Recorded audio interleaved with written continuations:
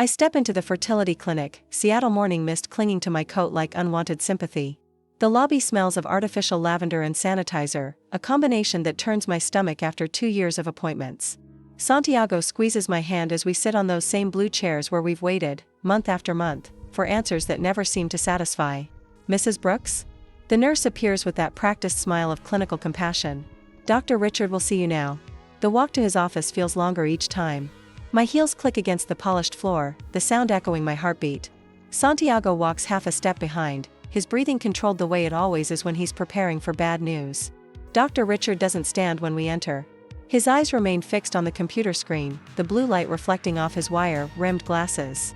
When he finally looks up, I already know. I've reviewed all your tests, Mrs. Brooks. He removes his glasses, pinches the bridge of his nose. There's no clear medical reason why you haven't conceived. My hands begin to tremble. The room shrinks around me, throat constricting as if something physical is lodged there. I blink rapidly, my vision blurring at the edges. But that can't be right, Santiago says beside me, his voice unnaturally high. We've been trying for 5 years. Sometimes there are factors we can't identify through testing. Dr. Richard's voice fades into background noise as I focus on the diplomas behind his head, counting them to keep from falling apart. 5 years of marriage, 5 bakeries established across King County, 5 the number that keeps appearing in my life, except where it matters most. Santiago's face falls as the reality absorbs into his skin. His shoulders curve forward, protective and defeated simultaneously. I watch him from a distance as if I'm floating above the scene. What about IVF? He asks the question we've discussed in whispered conversations after midnight. The doctor outlines options, probabilities, costs, numbers and percentages that sound like gambling odds. My body, the one that can lift 50-pound bags of flour and stand for 14-hour baking shifts, has failed at its most basic biological function. I built a business empire of vanilla bean scones and artisan coffee. While my womb remains stubbornly empty, the irony doesn't escape me. I can create perfect croissants but not a perfect child. Valentina? Santiago's voice pulls me back. Both men are looking at me, waiting for a response to a question I didn't hear. I need some air, I manage to say, my voice sounding foreign to my own ears. The drive home unfolds in silence, Seattle's skyline blurred by the rain or my unshed tears. I can't tell anymore.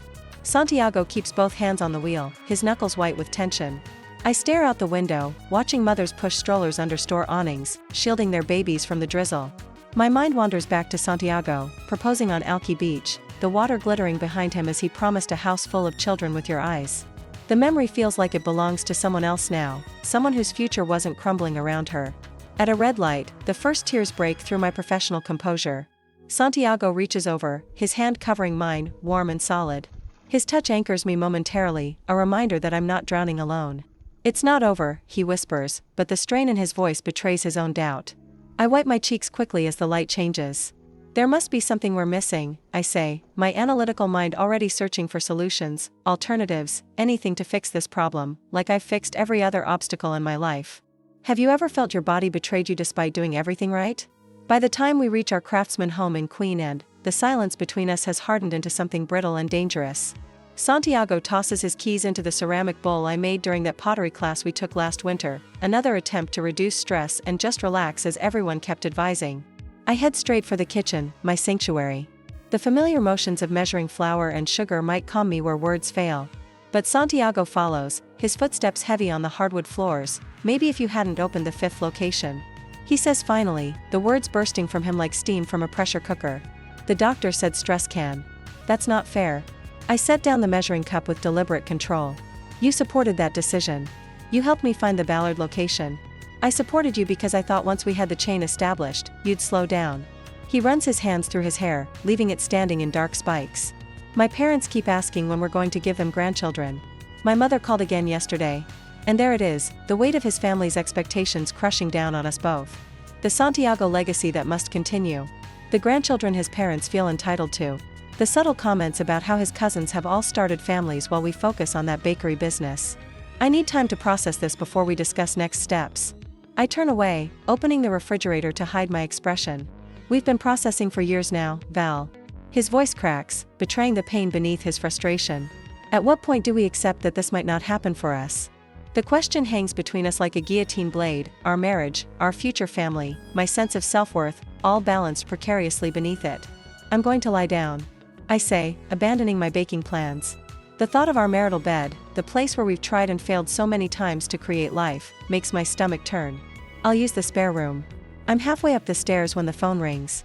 Santiago answers, his voice immediately shifting into a more pleasant register. After a brief conversation, he calls up to me. Your mother's coming over, says she's bringing comfort food and motherly advice.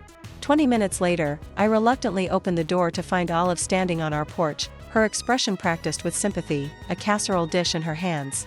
Her cream-colored cardigan is perfectly pressed, not a strand of her highlighted hair out of place. You look exhausted, sweetheart. Her eyes assess me with the cold calculation of a jeweler appraising damaged goods. Let me take care of you. Contention of the day.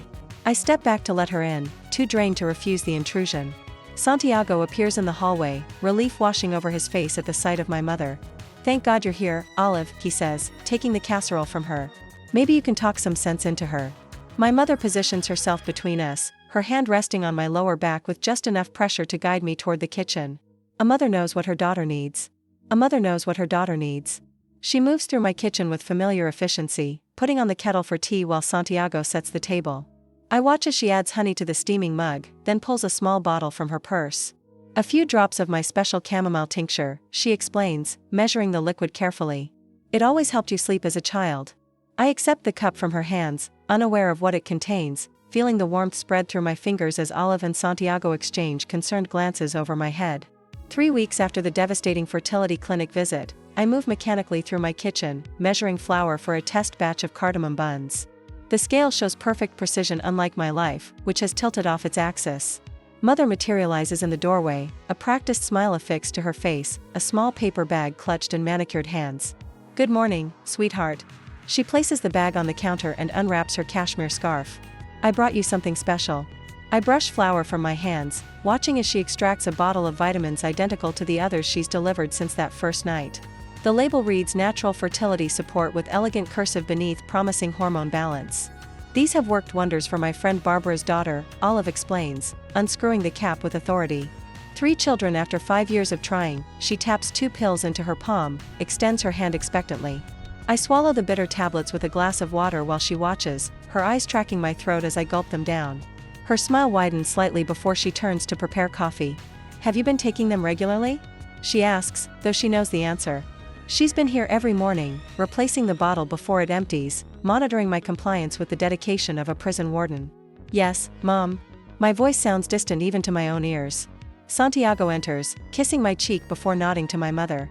Olive, you're an angel for helping us through this. His gratitude stings. He believes she's supporting us, unaware of the calculation behind her kindness. The doorbell rings. Andrea bounces in, bringing pastries from a competitor bakery. I notice how her eyes flick to the vitamin bottle, then to our mother, a silent communication passing between them, just checking on my big sister. Andrea says, hugging me with artificial enthusiasm. Mom's been so worried about you. I'm fine, I reply automatically though I'm not. Strange symptoms have surfaced in recent days, unusual fatigue dragging at my limbs, mood swings that leave Santiago bewildered, and most disturbing, coarse dark hair appearing on my jawline where none existed before. As I move to put away ingredients, a memory surfaces last Thanksgiving, catching fragments of conversation through the kitchen door as I returned with dessert plates. My mother's voice, urgent and low. If she has kids, we'll lose her forever. That man will take her completely. Andrea's hesitant response, my father's rumbling agreement. I dismissed it then as typical family possessiveness, but now. You look tired. My mother observes, her tone suggesting concern while her eyes assess. Perhaps you should take a day off. The bakeries can run themselves occasionally. The business meeting that afternoon proves her right, though not in the way she intends. My concentration fractures during profit projections. When my financial director asks a simple question about the new location's timeline, tears spring to my eyes without warning. My staff exchange worried glances as I excuse myself to the bathroom. In the mirror, a stranger stares back, my jawline squarer, a shadow of facial hair despite aggressive waxing yesterday. My voice had cracked twice during the presentation, dropping to a register I didn't recognize. That evening, Santiago creates distance between us on the couch, his body angled away as we watch the news. When I reach for his hand, he squeezes mine briefly before finding an excuse to check email in the other room. Intimacy has dwindled to polite kisses and separate sides of the bed. My mother arrives the next morning, with fresh vitamins and knowing eyes. She moves through my kitchen with familiar efficiency, preparing tea with honey while I slump at the island counter. Some women aren't meant to be mothers, she says casually, sliding the steaming mug toward me. Your business is your baby. Some women choose career over family, there's no shame in that. The words echo earlier sentiments she's expressed throughout my life when I wanted to pursue culinary school instead of business administration.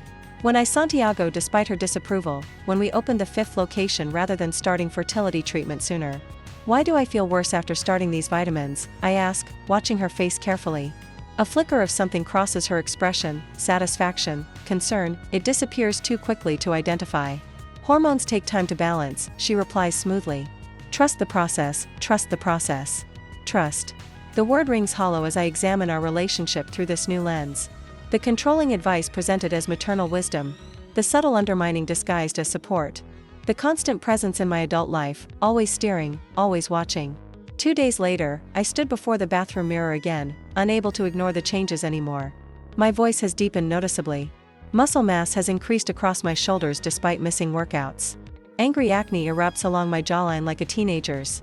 Something is profoundly wrong, and the timing coincides precisely with my mother's special vitamins. From the hallway, I overhear Andrea's voice drifting from the guest room phone. Mom, she's asking questions about the pills. I freeze, listening intently. Your sister built a life that doesn't include us. My mother responds, voice tinny through the speakerphone. These pills will keep it that way. My lungs constrict, as Andrea sighs heavily.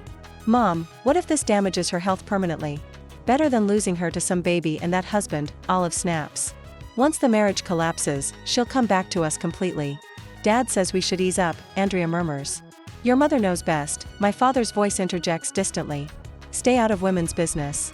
The pieces align with sickening clarity, my family's persistent financial dependence on my success, their resentment of Santiago, their constant maneuvering to remain central in my life. This isn't just casual interference. It's calculated destruction of my fertility, my marriage, my autonomy.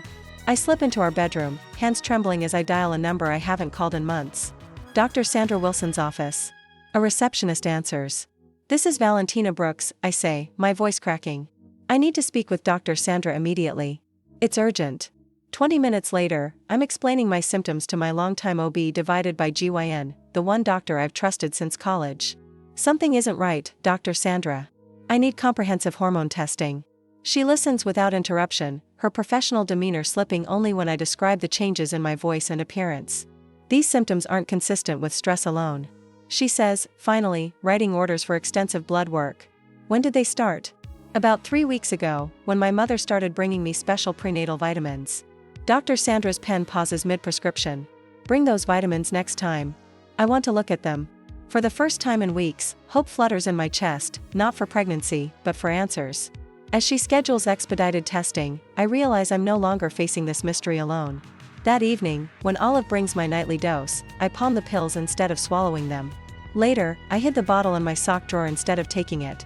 The war for my body has begun, and I finally understand the battleground. 3 days later, Dr. Sandra's office looked different today, less clinical, more like a sanctuary of truth. Her dark wooden desk held a manila folder, test results that would finally explain why my body had betrayed me. The Seattle rain tapped against the window, a gentle metronome counting the seconds until my life changed forever. These numbers are concerning, Valentina. Doctor. Sandra removed her glasses, rubbing the bridge of her nose. Your testosterone levels are dangerously high, well above the normal range for women. My throat tightened. But how? I haven't taken any supplements except the prenatal vitamins your mother gave you, doctor. Sandra opened the folder wider, sliding a paper toward me. I had the lab analyze them. These aren't prenatal vitamins at all. They contain testosterone derivatives typically used by bodybuilders. The room tilted sideways. I gripped the armrests of my chair, steadying myself as the pieces clicked into terrible focus. The bottle was always replaced before I could buy more, I whispered. My voice sounding foreign to my ears. Mom would show up with a new bottle just as the old one was running low. Dr. Sandra nodded, her eyes reflecting a mixture of professional concern and personal outrage. When did your symptoms begin? 3 weeks after Mom started bringing the vitamins. My hands trembled as I traced backward through time. The deeper voice. The unusual hair growth. The mood swings that Santiago attributed to fertility stress. This is medical sabotage, Valentina. Doctor. Sandra's voice hardened. These compounds could cause permanent infertility if continued long-term. They're designed to shut down natural hormone production. The truth crashed through me like a wave breaking against jagged rocks. My mother has been poisoning me to prevent me from having children. Dr. Sandra squeezed my hand. We have the evidence now, blood tests, the contaminated vitamins for lab analysis, your documented symptoms. The power is in your hands. For the first time in months, clarity replaced confusion. Knowledge replaced helplessness. I sat straighter, my mind shifting from victim to strategist. What do we do next? I asked, surprised by the steadiness in my voice. First, we document everything. Then we focus on healing your body. Doctor. Sandra began writing in my chart, and you decide how to handle your mother. Traffic lights blurred as I drove home, but my thoughts had never been clearer. The betrayal burned in my chest, a fire that didn't consume but illuminated. I rehearsed what I would say, how I would watch her face when confronted with the truth. Santiago's car wasn't in the driveway, but my mother's silver Lexus gleamed in the afternoon perfect. I needed to face her alone first. The house smelled of garlic and olive oil, my mother cooking dinner in my kitchen, playing the role of supportive parent. She smiled when I entered, wiping her hands on a dish towel. A new vitamin bottle sat on the counter beside a glass of water, ready for my daily dose of poison. You're home early, sweetheart. Her voice carried the familiar cadence of maternal concern. I thought we'd surprise Santiago with your favorite lasagna. I set my purse on the counter, removing the lab results without a word. Mom, what exactly is in these vitamins you've been giving me? Her smile remained fixed, practiced. Just folic acid, iron, all the usual prenatal ingredients. My friend Janet gave them to me when her daughter was trying to conceive. I nodded, letting her finish the lie before responding. That's interesting, because Dr. Sandra found testosterone in them. I slid the lab report toward her. Enough to prevent pregnancy permanently. For just one heartbeat, her mask slipped. Panic flashed across her face, a momentary crack in her performance, before she recovered with a practiced laugh. That doctor is clearly mistaken. She pushed the paper away without reading it. I got these from my friend whose daughter had 3 children after taking them. Why would I give you something harmful? I picked up the vitamin bottle, studying the professional-looking label that concealed the poison within. My voice remained calm, my newfound power radiating through the kitchen. I've stopped taking them, and I won't be taking any more help from you. Valentina, you're stressed. She stepped toward me, hands outstretched. The fertility treatments are making you hormonal, imagining things. These conspiracy theories. I think you should leave now. I moved toward the door, holding it open. But the lasagna. Leave. Now. Her face hardened, the nurturing mother vanishing completely. You're making a mistake. I'm only trying to help you. The sound of keys in the front door interrupted us. Santiago stepped into the foyer, confusion spreading across his face as he took in the scene, my mother gathering her purse, my rigid stance by the open door. What's happening? He asked. Your wife is having some kind of breakdown, my mother said, voice quivering with manufactured concern. I'm worried about her, Santiago. Call me later? I remained silent until her car disappeared down the street, the tension in my shoulders easing slightly as distance grew between us. Val? Santiago touched my arm cautiously. What's going on? I led him to the kitchen table, placing the lab results and medical report before him. My hands shook, but my voice remained steady. My mother has been poisoning me. His eyes widened in disbelief as he scanned the document. This can't be right. Your mother wouldn't do this. There must be a mistake. The phone rang before I could respond. I answered the speaker. Valentina? It's Dr. Sandra again. The laboratory called again as a confirmation with the final analysis of those pills. They confirmed high levels of testosterone derivatives deliberately compounded to appear like prenatal supplements. Santiago's face drained of color as he listened, horror dawning in his eyes. We need to call the police, he whispered, reaching for my hand. I squeezed his fingers. Not yet. We need to understand the full scope first. Andrea's involved too, she always called before Mom visited. Dr. Sandra's voice came through the speaker. Document everything. I'll testify if needed. And Valentina? Start the hormone therapy we discussed immediately. The sooner we counteract the effects, the better. After the call ended, Santiago pulled me into his arms. I felt his tears warm against my neck as he held me. I'm so sorry, he whispered. I had no idea, I thought. You weren't meant to know.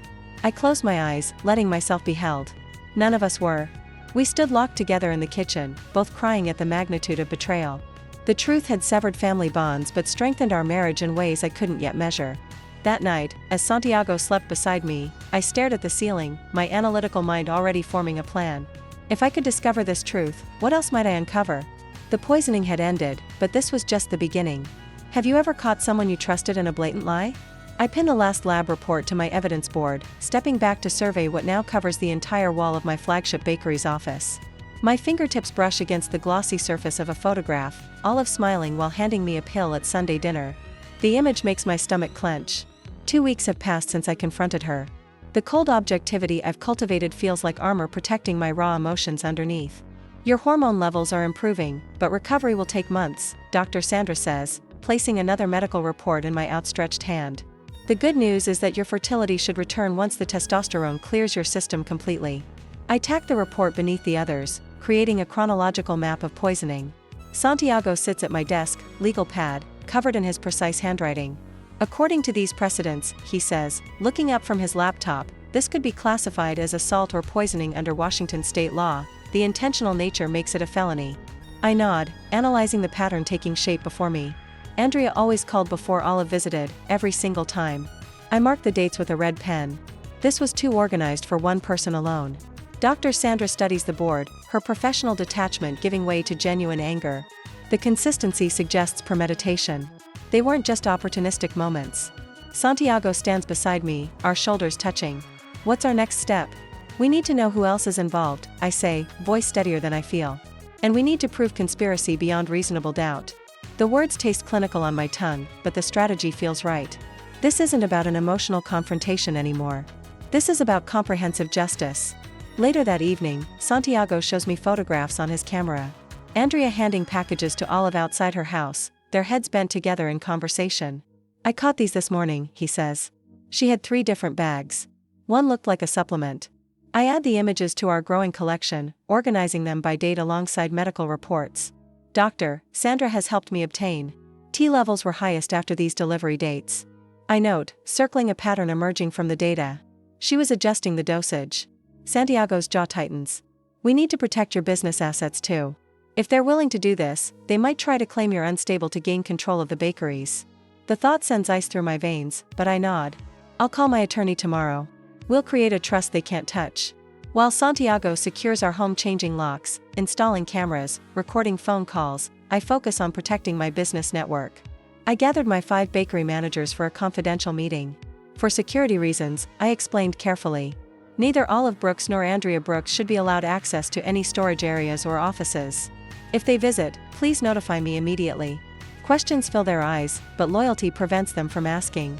These people have stood beside me through 16-hour openings and Christmas rush disasters. They nod in unison. We've got your back, Val. Marcus, my longest-serving manager, assures me. At home, I establish a secure location for all evidence. Pill containers stored in sealed bags with dates and times labeled in permanent marker. Voice recordings backed up to 3 different locations. Legal documents organized by potential court relevance. How would you gather evidence against someone who betrayed you? The question echoes in my mind as I work through each methodical step. The doorbell rings late Tuesday afternoon while I'm reviewing security footage from home cameras. Santiago answers, his voice carrying down the hallway. She's working. Now isn't a good time, Andrea. My sister's voice replies, pitched higher than normal. Please? I brought a peace offering. Mom doesn't even know I'm here. I switch on my phone's recording app and slide it into my pocket before joining them at the door. It's fine, Santiago. I say, touching his arm gently. Let's hear what she has to say. Andrea holds a basket filled with pastries, not from my bakeries. Her eyes dart around nervously as she follows me to the kitchen. I thought you might like these, she says, setting the basket down. From that French place you mentioned last Christmas. I pour coffee, watching her reflection in the kitchen window. That's thoughtful. She fidgets with her bracelet. Mom says you're overreacting to the vitamins. They were just to help you relax, Val. You've been working so hard. I keep my expression neutral despite the confirmation tightening my chest. Relaxation supplements? Containing testosterone? Andrea blinks rapidly. I don't know what was in them. She just said they would help with stress. I sip my coffee, buying time. And you believe that? We're worried about you. She continues, voice softening into the tone she uses with difficult customers at her boutique. You've been under so much pressure with the fertility treatments. Maybe you're seeing problems that aren't really there. And portly. The implied accusation hangs between us. Paranoia. Instability. Exaggeration. The very narrative they need to control me. Some family members are discussing an intervention, she adds. Eyes not meeting mine. Just to help you sort through everything that's happening. The threat registers clearly they're still trying to control the narrative. To question my competence. To undermine everything I've built. I walk her to the door with practiced pleasantries. My recorder capturing every word. Once she's gone, I replay the conversation for Santiago, watching his face darken with each implication. "They're escalating," he says.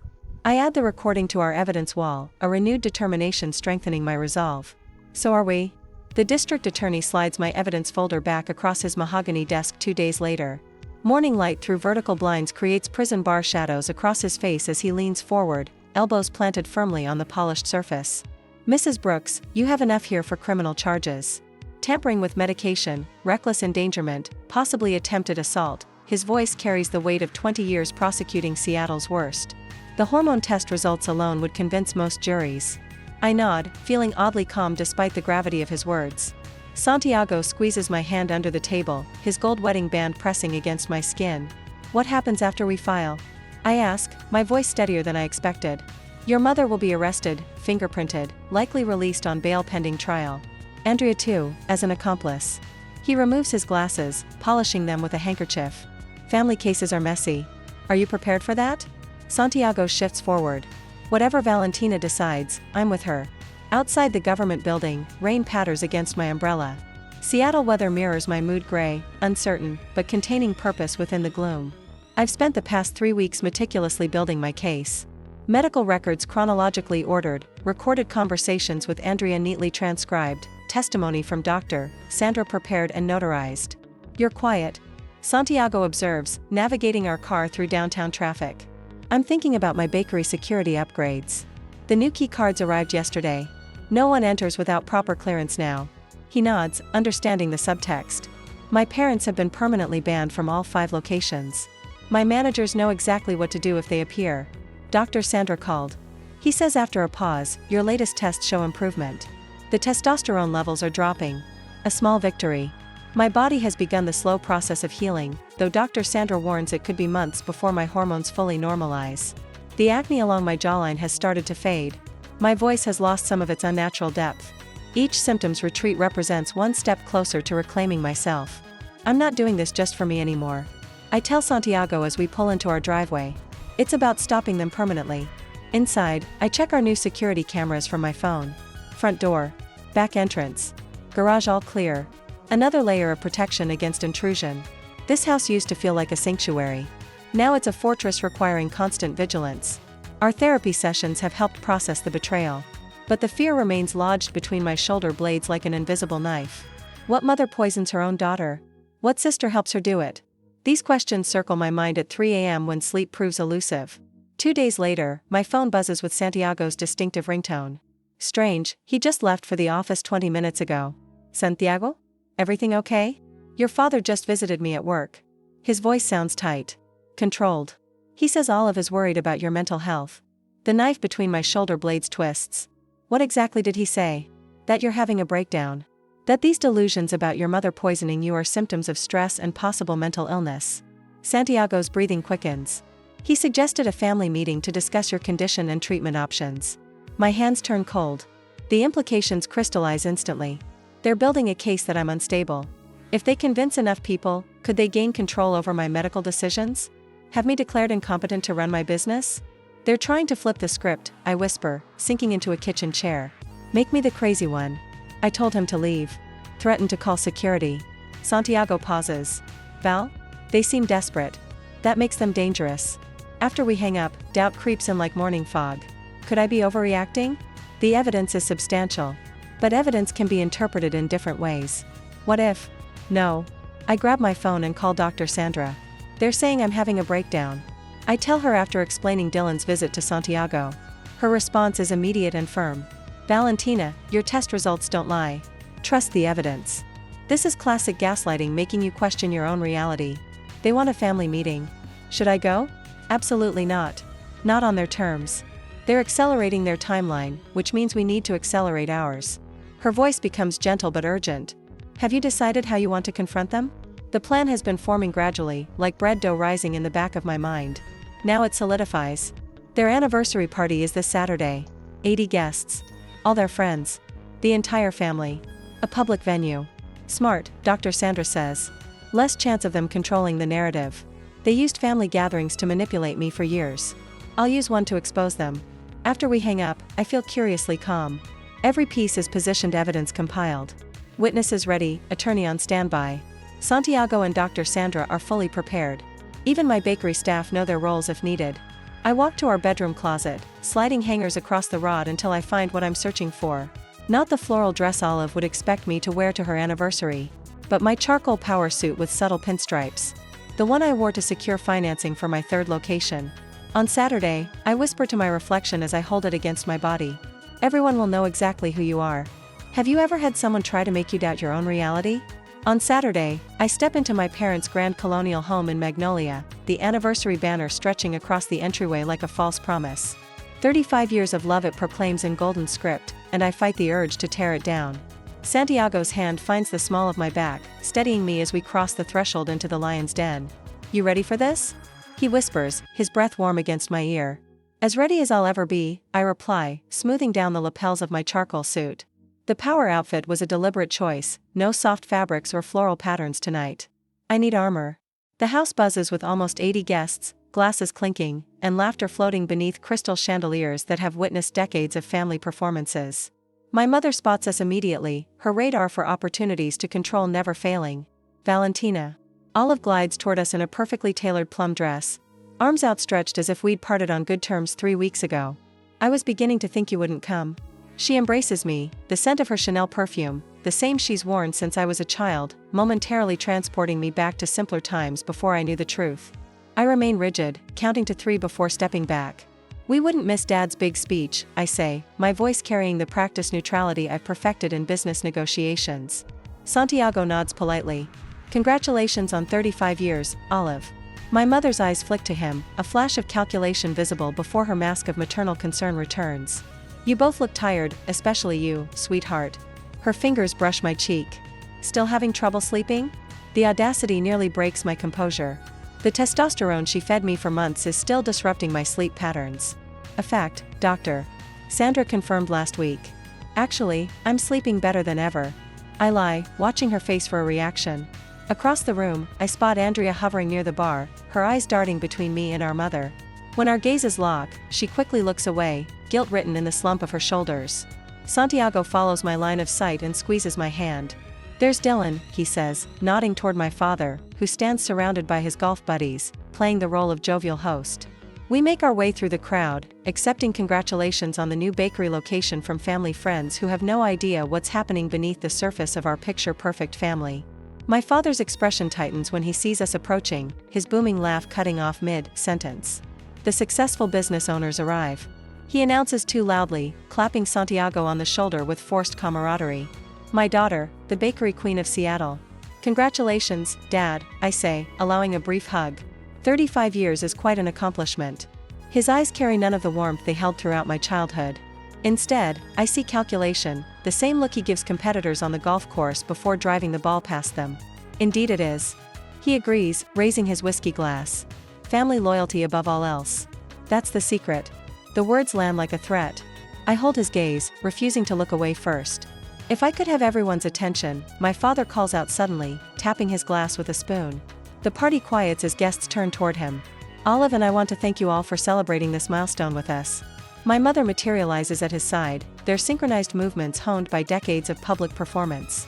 But tonight isn't just about our past, Dylan continues, his eyes finding me in the crowd. It's about our future. We have some exciting family business to discuss with our daughter, if you'll excuse us for just a few minutes. My pulse quickens. This wasn't part of their normal script, they're accelerating their timeline. Santiago's hand tightens around mine as my father gestures toward his study. Andrea appears at my mother's side, her face a mask of conflicted emotions. What's this about, Dad? I ask loudly enough for nearby guests to hear. Just a quick family matter, he responds with a tight smile. Won't take long. I follow them into the book-lined study, the room where my father has closed countless business deals over cigars and brandy.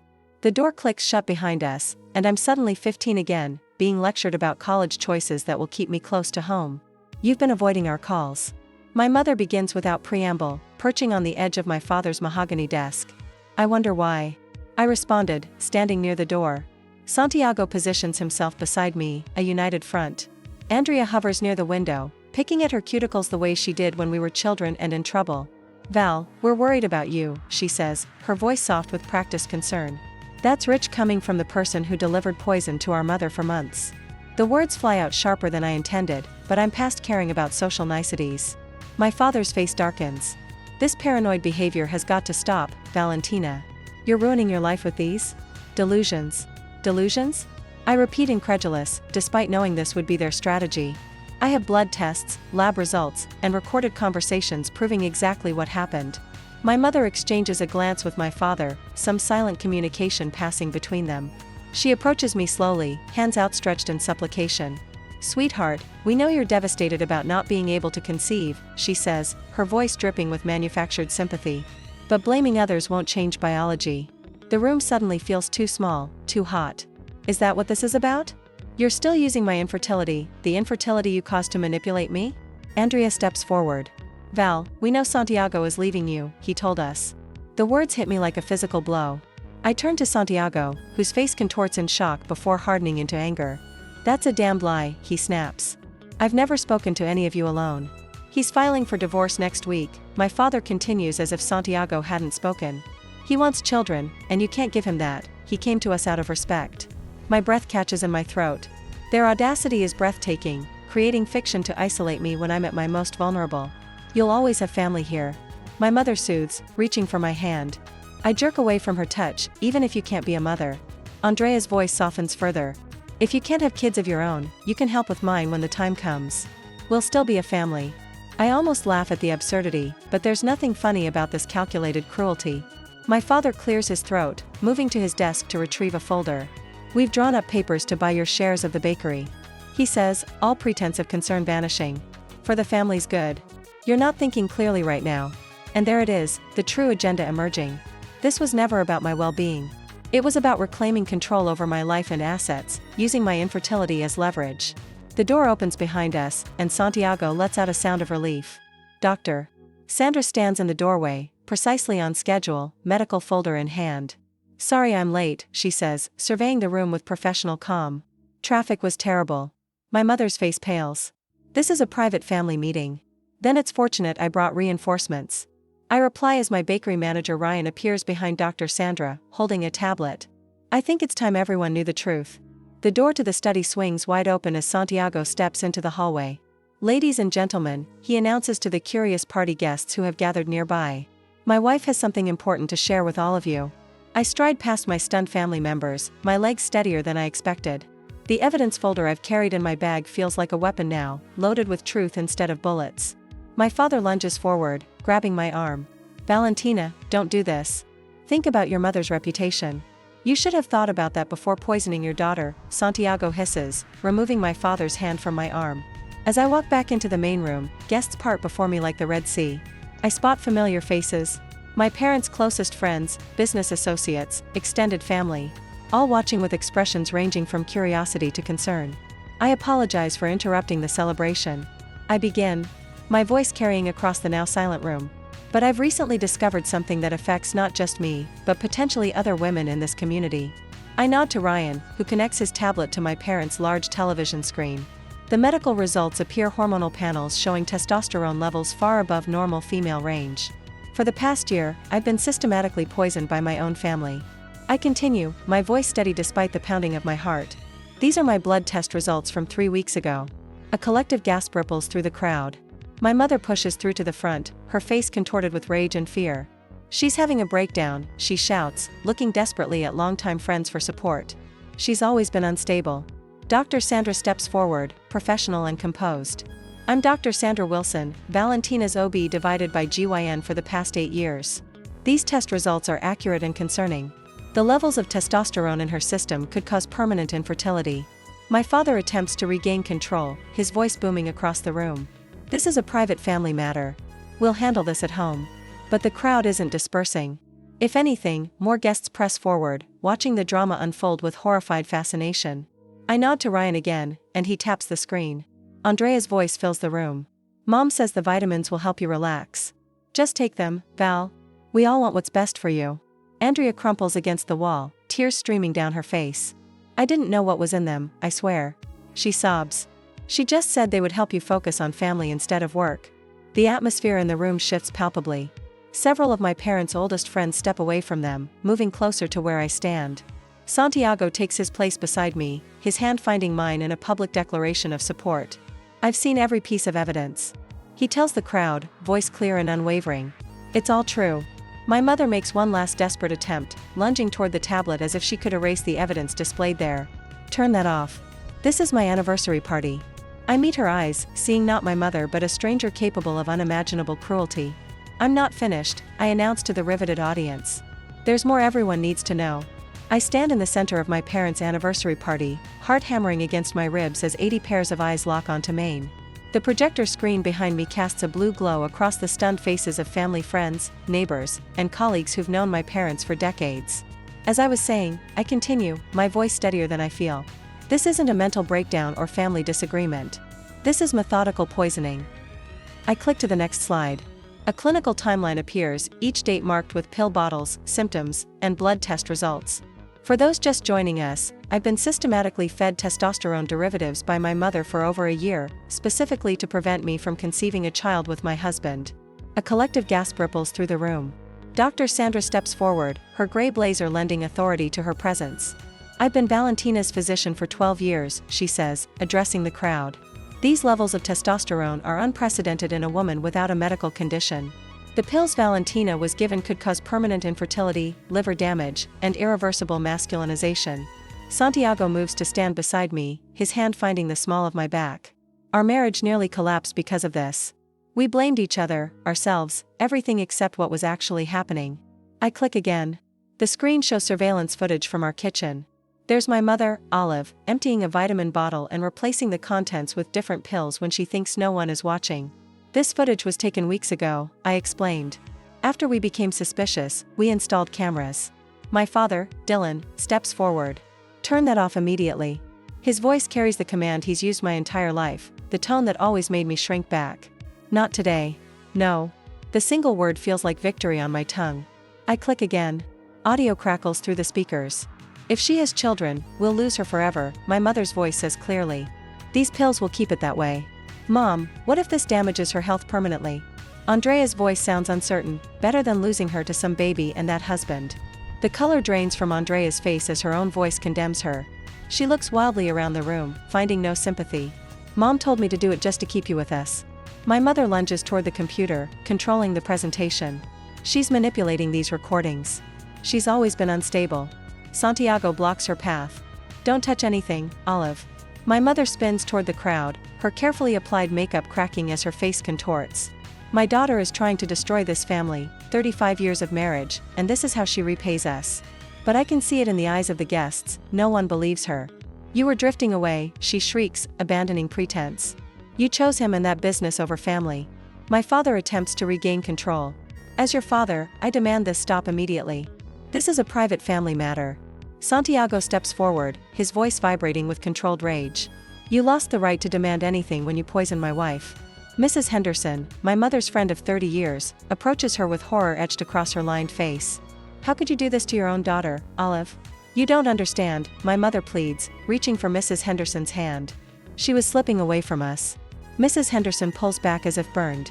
No parent poisons their child to keep them close. That's not love, that's control. Dr. Michaels, a retired physician who's attended my parents' dinner parties for decades, examines the medical reports I've distributed. He looks up, face grave. These testosterone levels are consistent with deliberate hormone manipulation, he announces. This isn't a misunderstanding, it's medical sabotage. My mother sways on her feet, clutching at her chest. You have no right. The lab results speak for themselves, I cut in, my voice clear and unwavering. Andrea collapses into a chair, sobbing openly now. I'm sorry, Valentina. I should have stopped her. I was scared of what would happen if I didn't help. My mother turns to her, fury replacing shock. Shut up, Andrea. But Andrea keeps talking, words tumbling out between sobs. She said we'd lose everything if you had children. That Santiago would take your money. That we'd never see you again. She made me believe we were protecting you. I watch my mother's face as her remaining support crumbles. The room has shifted, guests moving physically away from my parents, several coming to stand near me and Santiago. The power dynamic that controlled my life for 32 years shatters before my eyes. My mother's legs buckle. She grabs for the nearest table, sending glasses crashing to the floor as she goes down. My father rushes to her side, his face twisted with panic. "Someone call an ambulance," he shouts, cradling her head. I stand unmoved, watching the performance. "Doctor." Sandra kneels beside them, checking my mother's pulse. "It's just a shock," she says after a moment. "Her pulse is strong." I look down at the woman who gave birth to me, who then spent decades ensuring I couldn't do the same. "You never wanted me happy," I told her quietly. "But today, I take back my life." The sliding doors to the backyard open. Officer Brennan steps in, his uniform commanding immediate attention. "I received a call about a potential assault case," he says, scanning the room until his eyes land on me. "Officer," I say, "I'd like to report a case of poisoning and medical tampering." He nods, professional and direct. "We'll need statements from everyone involved." My mother moans dramatically from the floor.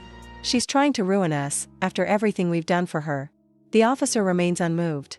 "Ma'am, tampering with medication is a felony in Washington state. Depending on intent, you could be looking at charges of assault, reckless endangerment, or attempted grievous bodily harm." Capus.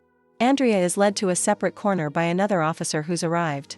She goes without resistance, tears still streaming down her face. Mrs. Henderson approaches me, taking both my hands in hers. "I've known your mother for 3 decades, and I never imagined." "I'm so sorry, dear."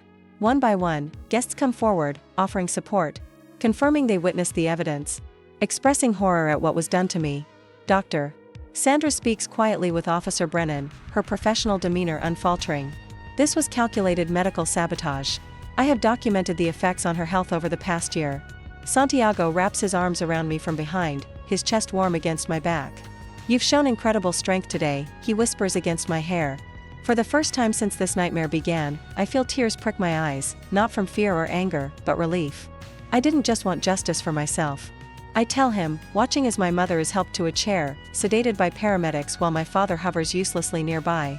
I wanted to make sure they couldn't hurt anyone else. The evidence boards, the recorded conversations, the medical reports, everything we meticulously prepared has served its purpose.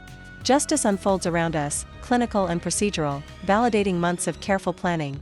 Mrs. Reynolds, who taught me piano as a child, touches my arm. "When you're ready, I'd like to be a character witness. What they did to you was unconscionable." "I am."